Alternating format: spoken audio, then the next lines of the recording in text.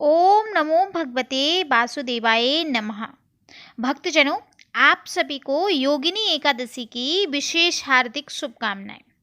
आज हम जानेंगे कि आषाढ़ मास की कृष्ण पक्ष में पड़ने वाली एकादशी का शुभ मुहूर्त क्या है, कौन सी तिथि है और कैसे हमें श्री हरि की पूजा करके अपने जीवन को कृतज्ञ बनाना है।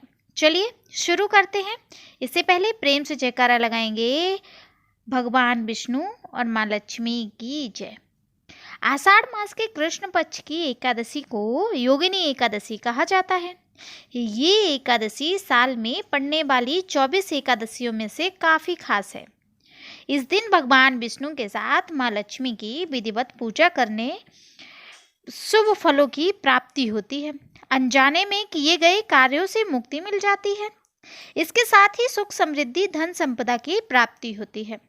इसके साथ ही सुख समृद्धि आपके जीवन में हमेशा रहती है। इस साल एकादशी तिथि 2 दिन होने के कारण असमंजस की स्थिति बनी हुई है। भक्तजनों, आखिर किस दिन है योगिनी एकादशी, कब रखा जाएगा व्रत? आज हम बात करेंगे तो आषाढ़ मास की कृष्ण पक्ष की 9वीं तिथि के साथ शुक्रवार का दिन है।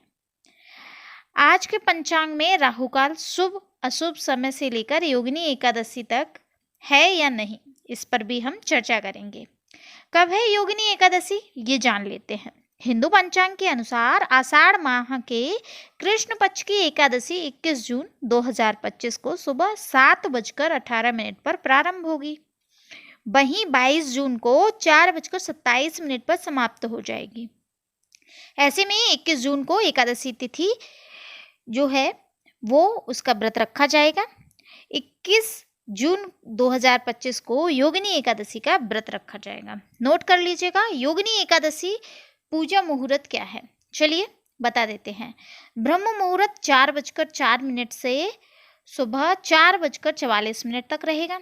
अभिजीत मुहूर्त 11:55 से सुबह दोपहर में 12:51 तक रहेगा। विजय मुहूर्त 2:43 से लेकर 3:39 तक दोपहर में रहेगा। गोधूली मुहूर्त जो कि प्रदोष काल होता है 7:21 शाम से शुरू होगा, 7:41 पर समाप्त हो जाएगा। अमृतकाल 1:12 से दोपहर में 2:41 तक रहेगा। ऐसे में आप नोट कर लीजिएगा।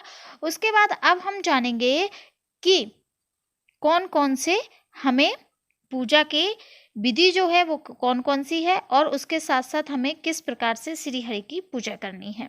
चलिए नोट कर लीजिएगा। भक्तजनों, सुबह सूर्योदय से पहले स्नान व्रती को प्रातःकाल स्नान कर स्वच्छ वस्त्र धारण करने चाहिए। भगवान विष्णु की पूजा, भगवान विष्णु की प्रतिमा को गंगा जल से स्नान कराएं और उन्हें फूल, तुलसी दल, पीले वस्त्र और मिठाई अर्पित करें। व्रत रखने का संकल्प करें। व्रत कथा सुने। इस दिन व्रत कथा सुनने से और सुनाने से विशेष महत्व होता है।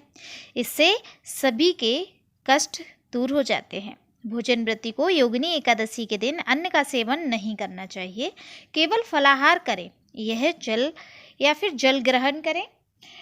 ऐसा करने से आपके सभी पाप कट जाते हैं। योगिनी एकादशी के दिन आप तुलसी के क्यारे में एक दीपक अवश्य लगाएं। जानकारी अगर अच्छी लगी है तो कमेंट में एक बार राधे राधे अवश्य लिखें। भगवान विष्णु, माँ लक्ष्मी आपके जीवन में अपार खुशियाँ भरें। राधे राधे।